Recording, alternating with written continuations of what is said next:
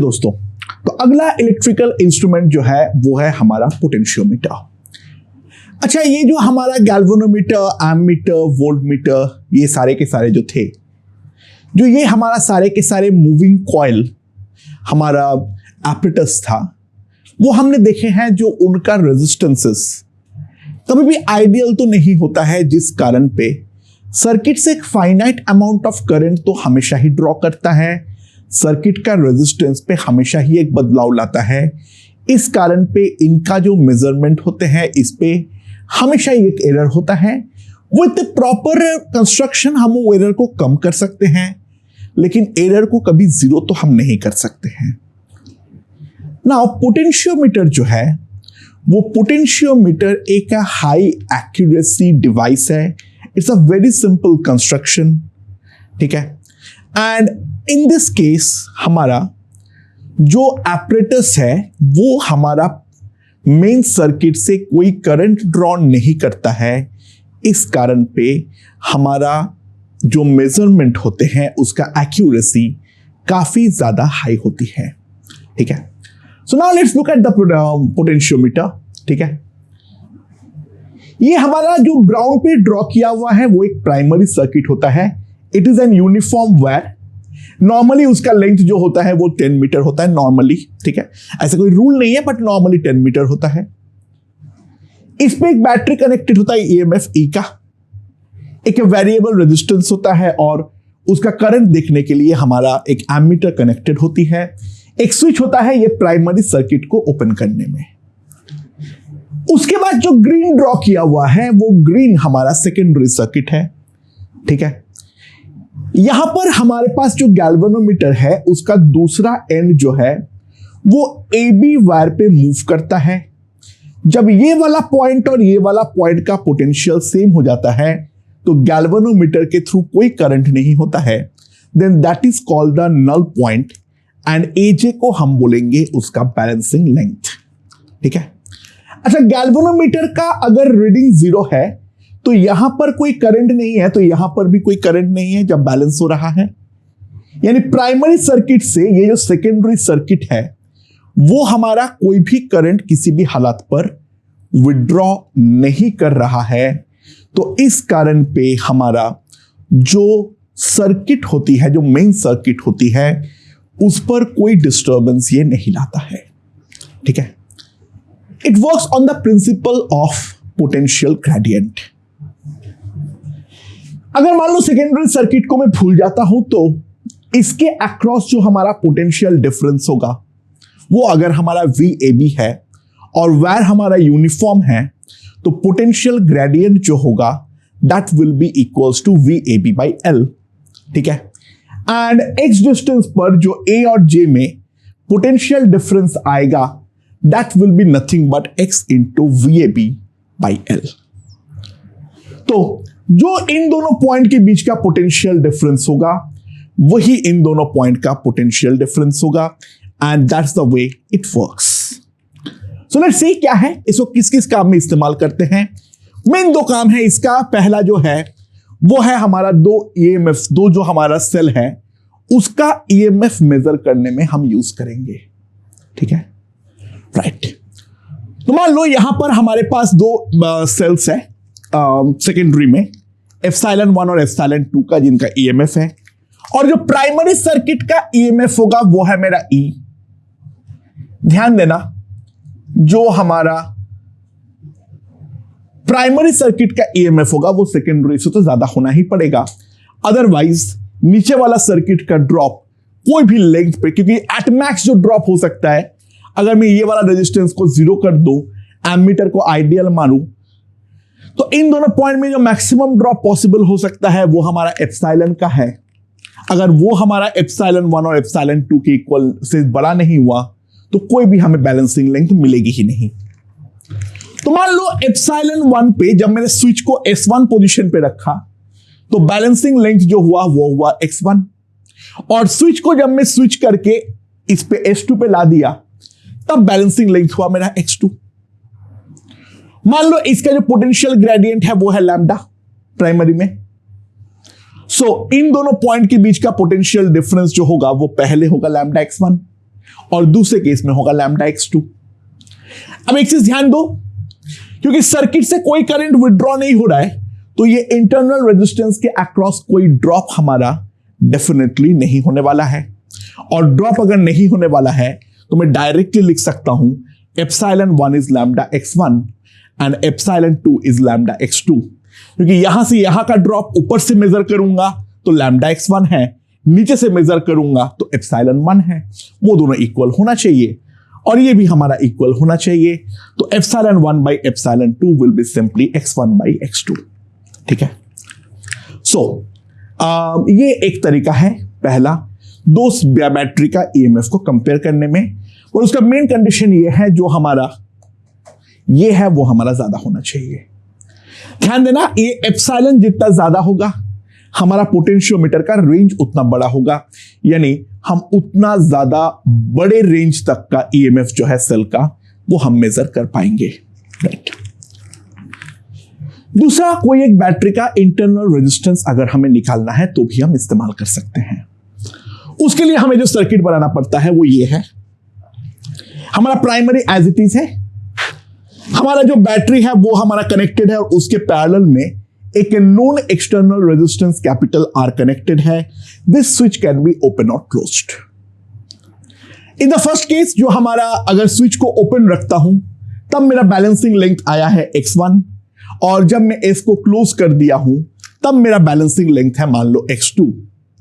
तो primary circuit में जो हमारा पोटेंशियल ग्रेडियंट है वो अगर लैम्डा है, तो स्विच जब ओपन रहेगा फिर तो पुराने वाले फंडे से एप्सिलॉन जो होगा वो हमारा सिंपली लैम्डा x1 आएगा।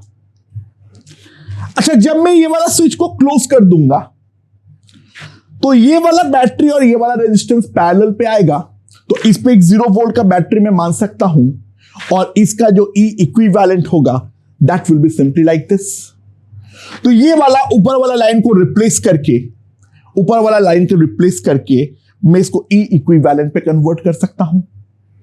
अगेन उसका इंटरनल रेजिस्टेंस होगा कुछ 1 by R plus 1 by capital R का inverse, capital R small R by capital R plus small R, but वो तो हमारा कोई इफेक्ट नहीं डालेगा। तो एप्सिलॉन इक्विवेलेंट जो होगा वो सिंपली आएगा lambda x2, and x1 and x2 मुझे मालूम है, दोनों को डिवाइड कर दो तो वहां से मेरा स्मॉल आर का value in terms of capital R x1 and x2 जो है वो हमारा आ जाएगा। This two are main purposes of using a potentiometer. अब इसके रिगार्डिंग कुछ क्वेश्चंस हम देखेंगे। Working principle simply potential gradient के ऊपर है, pretty simple and straightforward. कुछ क्वेश्चंस के थ्रू वो पूरा चीज को एक बार समझ लेते हैं। ओके दोस्तों, तो पहला क्वेश्चन देखते हैं क्या बोला है। अ potentiometer wire has a length of 100 centimetre, R is equals to 10 ohm. The primary circuit contains an ideal cell of 2 volt and the unknown resistance R that is in series. The secondary circuit contains a cell of EMF 10 millivolt and R equals to 2 ohm. The balancing length is obtained at 40 centimeter. We have to find the value of that external resistance capital R. So let's see. क्या है फंडा? हमारे पास यहां पर एक का 2 volt का और उसके साथ एक कैपिटल आर हमारा इस तरीके से कनेक्टेड है। ये हमारा प्राइमरी सर्किट बन गया है। ये हमारा 100 सेंटीमीटर का है। और in the secondary circuit we have, अच्छा भाई सेम पोलैरिटी पे लगाना पड़ेगा, इसके अलाउंग ड्रॉप होगा। उल्टे पोलैरिटी पे लगाओगे तो फिर तो गेन होते जा रहा है आगे की तरफ, बैलेंसिंग लेंथ कभी मिलेगा ही नहीं, राइट। पोलैरिटी सही रखना पड़ेगा।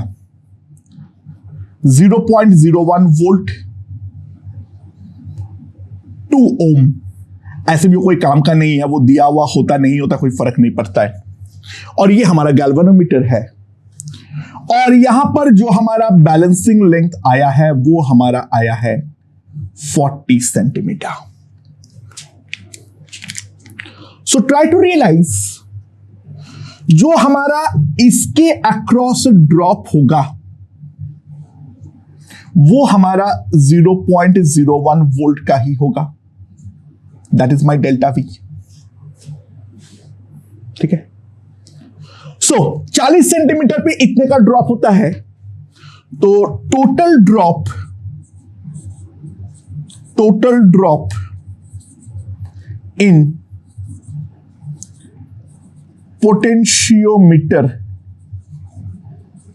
वायर वो कितना आ जाएगा?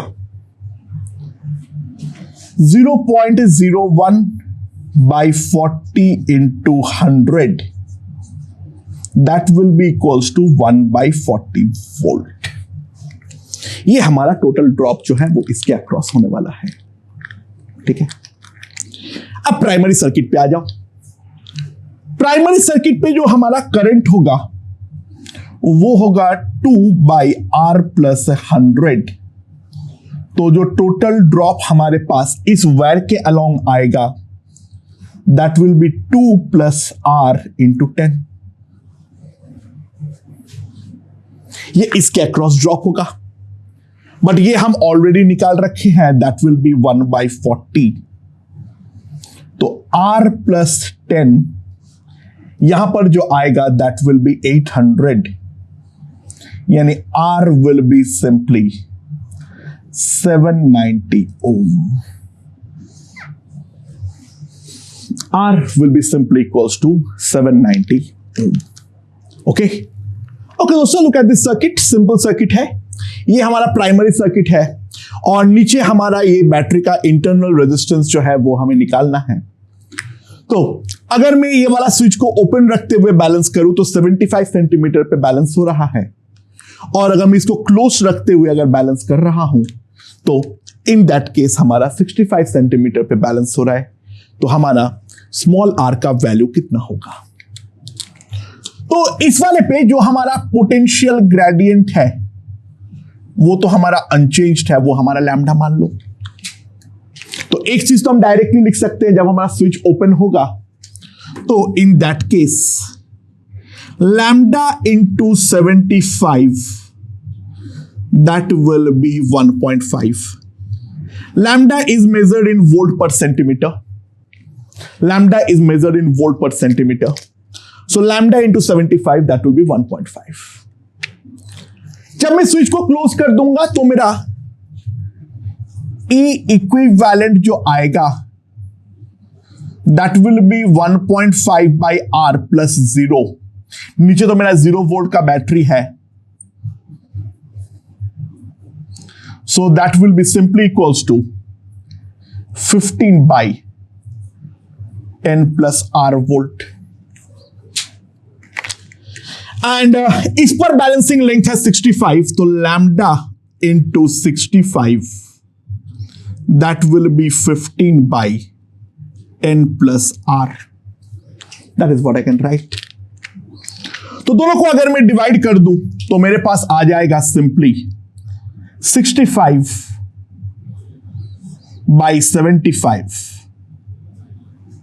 That will B this divided by this 10 by 10 plus R। तो मेरे पास आ जाएगा 65 R will be 100। So R will be simply 20 by 13 ohm। तो 1.7 आएगा, 65 5 1.54 ohm। So that will be the value of internal resistance that we can see। Okay दोस्तों, थोड़ा सा उल्टा क्वेश्चन। ये हमारा प्राइमरी सर्किट है। The potentiometer wire has a resistance of 10 ohm। ठीक है, इसका जो टोटल लेंथ है, टोटल लेंथ बाय द वे मैं दे रखा हूं ये वाला, इसका लेंथ जो है वो हमारा 1 मीटर है। ठीक है, और यहां पे हमारा इस तरीके का एक सर्किट है। गैल्वेनोमीटर जहां पर नल पॉइंट दिखाएगा वो एक्स का वैल्यू हमें निकालनी है। ठीक है, राइट। सबसे पहले जल्दी से नीचे का E इक्विवेलेंट निकाल दो। That will be 1.5 divided by 1.2 by 1 plus 1.2। तो 1.2 से ऊपर नीचे मल्टीप्लाई कर दो तो नीचे 5 आ जाएगा, दिस विल बी 0.3 वोल्ट। अच्छा, ऊपर का जो हमारा प्राइमरी सर्किट है, इस पर अगर मैं करंट देखूं तो I का वैल्यू हमारे पास सिंपली आ जाएगा 2/25 ampere.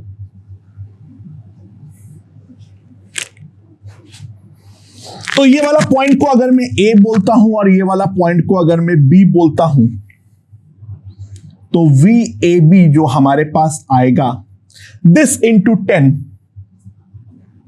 that will be 0.8 volt. तो 1 मीटर पे हमारा टोटल ड्रॉप जो होगा वो 0.8 वोल्ट का होगा। तो हमारे पास जो पोटेंशियल ग्रेडियंट इन प्राइमरी आएगा, that will be simply 0.8 by 100 volt per centimetre. और हमें जो टोटल ड्रॉप चाहिए होगा वो हमारा 0.3 का चाहिए होगा। तो हम सिंपली एक चीज लिख सकते हैं, x अगर हमारा सेंटीमीटर पे है, सो दिस मस्ट बी 0.3, तो x must be 300 by 8 centimetre, तो 37.5 centimetre. So that is going to be the balancing length that we can very easily find out. Okay? Okay दोस्तों, so this is a modified potentiometer circuit. ठीक है, हमारे पास यहां पर क्या है, हमारा ये गैल्वेनोमीटर या तो A पर कनेक्ट हो सकता है या तो B पर कनेक्ट कर सकता हूं। ऊपर वाला हमारा प्राइमरी सर्किट है, ये नीचे वाला हमारा सेकेंडरी सर्किट है। यहां पर बैटरी के अक्रॉस हमारा 2 रेजिस्टेंसेस कनेक्टेड है, R एंड RX। R जहां पे नोन है, RX हमारा अननोन है। तो RX का वैल्यू निकालने के लिए पहले A पे मैंने गैल्वेनोमीटर को टच किया, ठीक है, A पे कनेक्ट किया, तो जो PJ का लेंथ आया, बैलेंसिंग लेंथ, वो X आया। और गैल्वेनोमीटर को यहां पर जब मैंने B पे टच करवा के रखा A के बदले, तब मेरा PJ जो आया है वो 3X आया है। तो हमारा सवाल यहां पर ये है, जो RX in terms of R हमें निकालना है। अच्छा, मुझे नहीं मालूम है ऊपर के प्राइमरी सर्किट पे क्या हो रहा है, पर जो भी हो रहा है, इसका जो हमारा पोटेंशियल ग्रेडियंट है, टेक इट एज लैम्डा। ठीक है। अच्छा, सेकेंडरी सर्किट में हमारा कुछ करंट फ्लो कर रहा है I0 इस सेकेंडरी सर्किट के अंदर, और वो I0 क्योंकि नल पॉइंट है, दोनों सर्किट में कोई करंट ड्रॉ नहीं हो रहा है। मैं A पे टच कराऊं या B पे टच कराऊं, दोनों नल पॉइंट पे वो I0 तो हमारा सेम ही आने वाला है। बाकी नल पॉइंट के अलावा तो करंट ड्रॉ होगा, सर्किट डिस्टर्ब होगा, बट बाकी जो इन जनरल है A और B पर हमारा I0 का वैल्यू डेफिनेटली सेम आने वाला है, एट द केस जहां पे वो नल पॉइंट दिखा रहा है। तो यहां पर अगर मैं C समझता हूं, तो C और P हमारा इक्विपोटेंशियल पॉइंट है। तो ऑब्वियस सी बात है, मैं एक चीज लिख सकता हूं, VCA that is I0 R, that is nothing but lambda x, क्योंकि यहां का ड्रॉप और यहां का ड्रॉप सेम होनी चाहिए। एंड सिमिलरली जब मैं यहां पर जाऊंगा, VCB that will be I0 R plus RX, that will be lambda into 3x। Simple सी बात है, बस खत्म है प्रॉब्लम, डिवाइड कर दो, वी आर डन। तो R plus RX by R that will be equals to 3, यानी RX हमारे पास सिंपली आ जाएगा equals to 2R। Pretty simple and straightforward, बहुत ही ज्यादा आसान। ओके दोस्तों, ये वाला क्वेश्चन देखते हैं। ये नीचे मेरा प्राइमरी सर्किट है, जो पोटेंशियोमीटर वायर है उसका लेंथ है 5 मीटर और जो रेजिस्टेंस है वो है 2 ओम पर मीटर। यहां पर गैल्वेनोमीटर को 2 पोजीशन पे रख सकता हूं, 1 और 2, और उस पे 2 आइडियल सेल्स है, 30 वोल्ट और E2 का वैल्यू जो है वो हमारा अननोन है। नीचे का सर्किट का E1 भी अननोन है। मैंने देखा जो C है वो हमारा नल पॉइंट है, इरेस्पेक्टिव ऑफ द फैक्ट मैं 1 पर कनेक्ट करूं या 2 पर कनेक्ट करूं गैल्वेनोमीटर का। तो सवाल यहां पर ये है जो E1 और E2 का वैल्यू हम निकालें। अच्छा बाय द वे एक चीज जल्दी से देख लो, नीचे वाले सर्किट पे जो हमारा रेजिस्टेंस है वो ये वाला है हमारा 10 ओम। तो प्राइमरी सर्किट का जो करंट होगा वो होगा E1/20। तो VAB जो हमारे पास आएगा, the total drop that will be simply E1/2। ठीक है।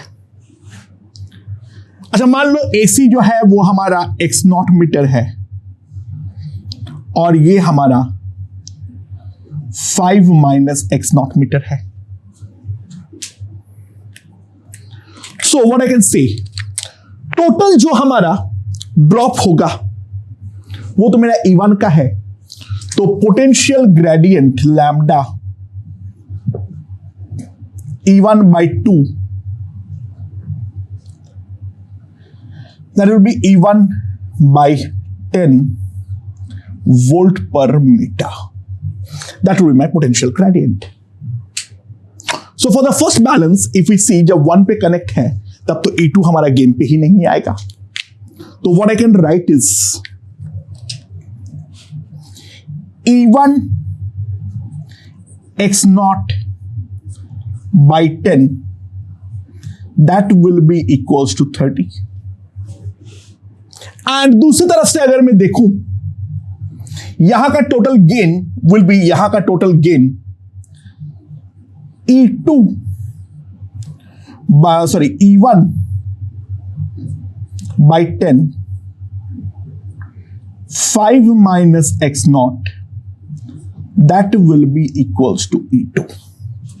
that is what I can simply say। ठीक है। सुनाओ अब जो है, अब यहां पर ध्यान दो, सॉरी मुझे कुछ देना पड़ेगा, मैं इन टर्म्स ऑफ X0 जो आएगा वो हमारे पास आएगा, सॉरी ये दिया हुआ है, मैंने लिखना भूल गया, सॉरी ये हमारा 2 मीटर है, सॉरी X0 जो है वो हमारा 2 मीटर है, सॉरी दोस्तों भूल गया था लिखना।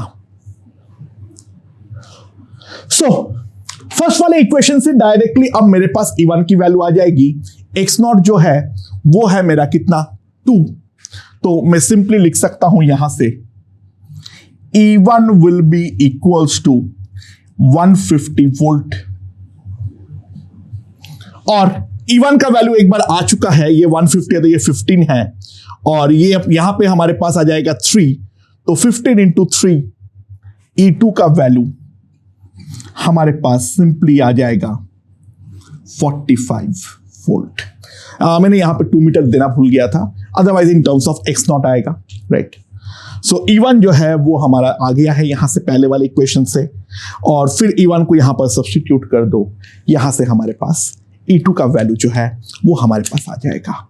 ओके दोस्तों, ये नीचे हमारा एक प्राइमरी सर्किट है एज शोन, ठीक है, और ऊपर पे मेरा एक सेकेंडरी सर्किट है जहां पे हमारा एक एक्सटर्नल रेजिस्टेंस है कैपिटल R, और हमारा बेसल का EMF है E। द मिली एमीटर का जो है वो आइडियल मान लेना, और जो मूविंग स्लाइडिंग पॉइंट है वो है हमारा C, ठीक है। तो इसका जो करंट I है, इस ऊपर वाले सेकेंडरी सर्किट पे जो करंट I है, सेकेंडरी सर्किट का करंट I को हम पॉजिटिव तब मानते हैं जब हम लोग ऊपर का सेल हमारा डिस्चार्ज कर रहा है। तो I वर्सेस X का ग्राफ अगर हमारा दिया हुआ है, we have to find the value of epsilon, the EMF of the cell, capital R जो रेजिस्टेंस मैंने लगाया हूं, एंड लास्ट जो हमारा मिली एमीटर X जब हमारा 100 होगा तब हमारा करंट कितना होगा, ठीक है, राइट। तो किस तरीके से करेंगे? सबसे पहले नल पॉइंट के बारे में देखो। एट ए नल पॉइंट, नल पॉइंट कब आएगा? जब x हमारा 20 सेंटीमीटर होगा। नल पॉइंट कब आएगा? जब x हमारा 20 सेंटीमीटर होगा। ठीक है। अच्छा, नल पॉइंट पे x जब 20 सेंटीमीटर होगा तो इन दैट केस सिंपल सी बात है, यहां से यहां का ड्रॉप और यहां से ऊपर का ड्रॉप हमारा सेम आना चाहिए। तो एप्सिलॉन यहां से हमारे पास डायरेक्टली आएगा, तब तो ऊपर के सर्किट में हमारा कोई करंट नहीं है। तो यहां से यहां का गेन, ऑब्वियसली यहां पे गेन हो रही है, तो यहां से यहां का गेन कितना होगा? 12 वोल्ट का गेन हो रहा है 100 सेंटीमीटर पे, दैट इंटू 20। ये यहां से यहां का गेन और वही तो हमारा यहां से यहां का गेन होना पड़ेगा। सो एप्सिलॉन जो हमारे पास आ जाएगा, that will be simply 2.4 volt, that we can clearly see. अच्छा, when x is equals to 0 centimetre, तो मैं अगर ऊपर वाला सर्किट को देखूं तो ये वाला पॉइंट और ये वाला पॉइंट तो हमारा मर्ज कर चुका है, तो ऊपर का सर्किट को हम इंडिपेंडेंटली ट्रीट कर सकते हैं। तो करंट I जो हमारे पास आएगा, that will be simply epsilon by R। ये वाला पॉइंट और ये वाला पॉइंट सेम हो गया, यहां का रेजिस्टेंस हमारा कोई काम का नहीं है, तो सर्किट में केवल एप्सिलॉन और R ही रहेगा। So that will equals to 30 into 10 to the power -3, तो R आ जाएगा 24 10 to the power 3 by 30, तो 240, तो R हमारे पास आ जाएगा यहां से 80 ओम।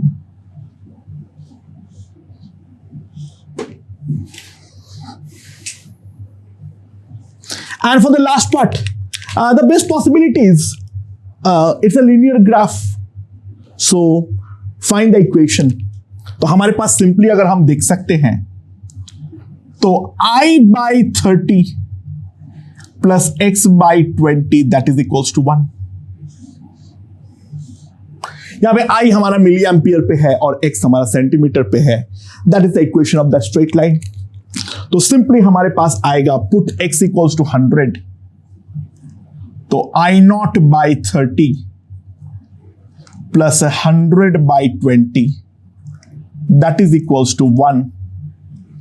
तो ये 5 हो जाएगा, वहां पे -4 हो जाएगा, तो I0 will be simply -120 milliampere, यानी ऑपोजिट डायरेक्शन में करंट फ्लो करेगा। ऊपर का सेल का हमारा चार्जिंग होगा और जो करस्पॉन्डिंग करंट होगा that will be simply equals to 120 milliampere. Okay दोस्तों, और एक आसान क्वेश्चन देखते हैं। हमारे पास E जब 10 वोल्ट है और R जब 1, ये हमारा सर्किट है, ठीक है। ऊपर प्राइमरी सर्किट पे तो कोई बदलाव नहीं आ रहा है। नीचे का जो मेरा ये नॉन आइडियल सेल है, इसको मैं 2 केस में बदल रहा हूं। पहले केस में ये 10 वोल्ट का है, इंटरनल रेजिस्टेंस 1 ओम का है, और दूसरे में ये 5 वोल्ट का है, ये 2 ओम का है। तो फर्स्ट केस में जो बैलेंसिंग पॉइंट आया है वो अगर हमारा 30 सेंटीमीटर पे आया है, और सेकेंड केस में बैलेंसिंग पॉइंट अगर 10 सेंटीमीटर पे आया है, तो हमें कैपिटल R जो है वो हमें निकालनी है। अच्छा, वॉट एवर हैपेंस, ऊपर वाले का लेंथ ही मुझे मालूम नहीं है। प्राइमरी सर्किट का जो पोटेंशियल ग्रेडियंट है वो मैं ले लेता हूं लैम्डा वोल्ट पर सेंटीमीटर। अच्छा, नीचे वाले सर्किट का एप्सिलॉन इक्विवेलेंट जो आएगा E by R plus 0 1 by R plus 1 by capital R, तो ER by capital R plus small r। And उसके बाद सर्किट जो है वो तो हमारा नॉर्मल सेल सर्किट जो है वो हमारा बन जाएगा। तो उस चीज पे अगर हम ध्यान दें तो सिंपली हम जो लिख सकते हैं that will B, now drop के बारे में अगर हम बात करें 10, पहले वाले केस पे capital R by capital R plus 1 that will be 30 lambda, और दूसरे केस में 5 into R by R plus 2 that will be simply equals to 10 lambda.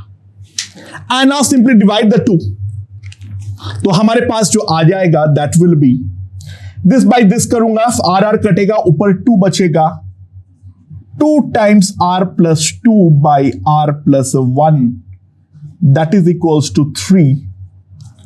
तो 2r plus 4 is 3r plus 3. तो r हमारे पास सिंपली जो आ जाएगा that will be equals to 1 ohm.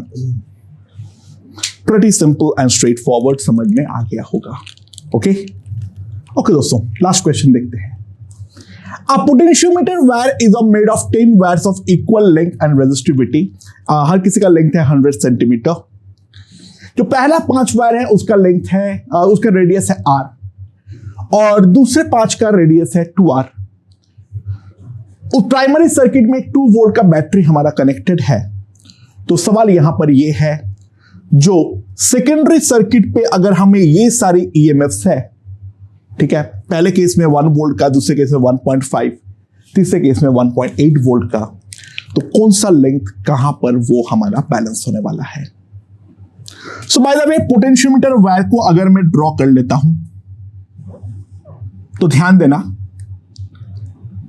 Starting का 5 तो इस तरीके से होगा और बाद के 5 कुछ इस तरीके से होने वाला है. ठीक है, 1 2 3 4, 1 2 3 4 5, 1 2 3 4 5. ये हर किसी का लेंथ जो है वो हमारा 100 सेंटीमीटर है और इसके अक्रॉस हमारा 2 वोल्ट का कनेक्टेड है. एंड नाउ यहां पर एक सेल है जिसका ईएमएफ गिवन है. It may have some internal resistance and galvanometer is connected इसके अक्रॉस. अब एक इंपॉर्टेंट बात समझो, इसमें अगर हर किसी का लेंथ है r, हर किसी का रेजिस्टेंस अगर r होगा, तो यहां का हर किसी का रेजिस्टेंस जो है वो है r/4. Try to realise this, क्योंकि एक क्रॉस सेक्शन एरिया 4 टाइम्स होगा तो रेजिस्टेंस 1/4 हो जाएगा. तो ये वाले सर्किट पे जो हमारा R इक्विवेलेंट होगा that will B 5R plus 5R/4. So that will B 25R/4. तो प्राइमरी सर्किट पे जो हमारा करंट फ्लो करेगा, IP अगर मैं देखूं, so that will be 2 divided by 5R/4. That's 25R/4. 8 by 25R. तो delta V across each R जो आएगा वो हमारे पास आ जाएगा 8 by 25 वोल्ट, और delta V across each R/4 ये हमारे पास आ जाएगा 2 by 25 वोल्ट. सो ये वाला पॉइंट को अगर मैं 0 पे बोलता हूं, ये वाला पॉइंट को अगर मैं 0 पे बोलता हूं,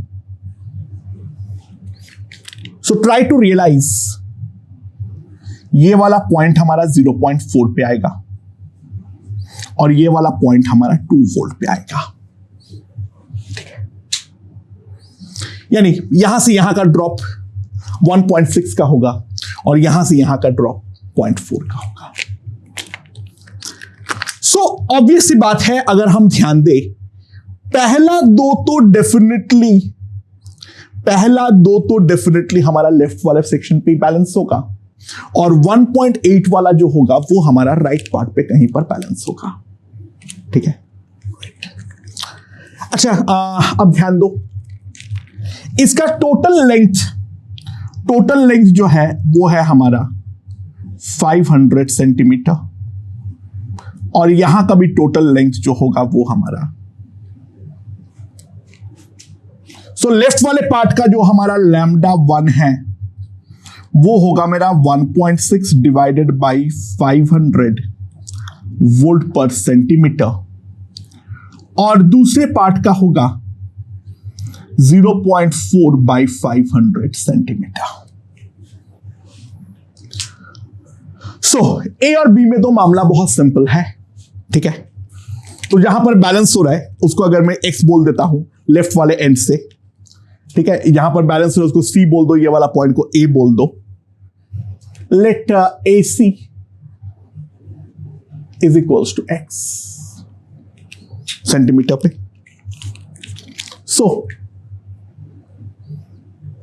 1.6 बाई 500 इंटू x1 पहले वाला, that must be equals to 1 volt.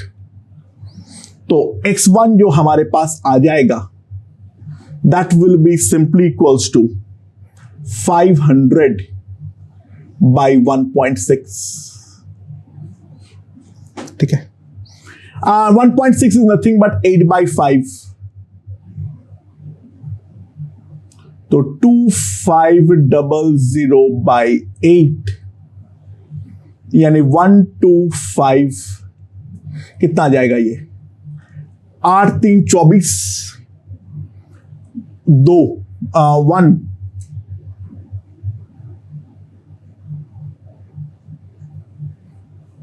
312.5 centimetre.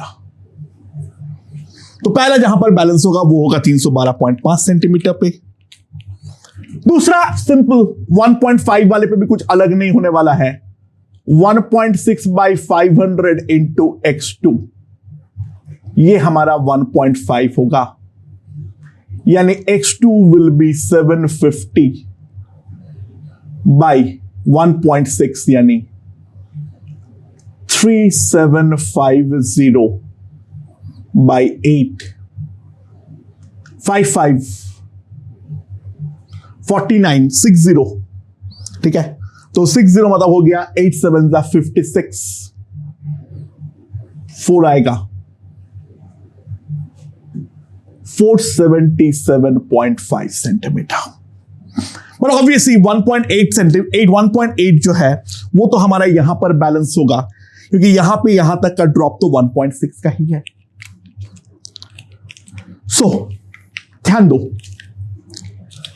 Third वाले पार्ट के लिए अगर टोटल लेंथ हमारा x3 है लेफ्ट वाले एंड से, सो 1.6 का ड्रॉप तो पहले ही हो जाएगा, plus 0.4 by 500 into x3 minus 500 आएगा।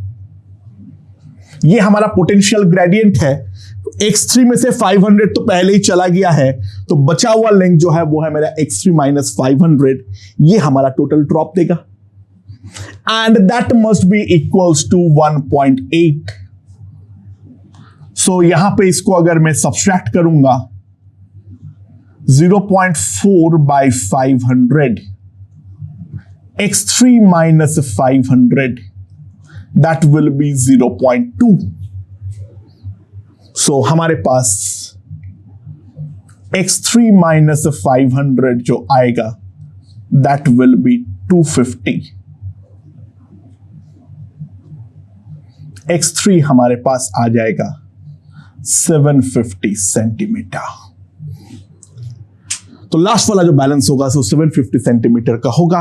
2 वोल्ट से ज्यादा कोई भी बैटरी को हम बैलेंस किसी भी हालत पर नहीं कर पाएंगे। So that's the end of potentiometer. अब हमारा लास्ट चीज बचा हुआ है, that is the post office box. Let's see.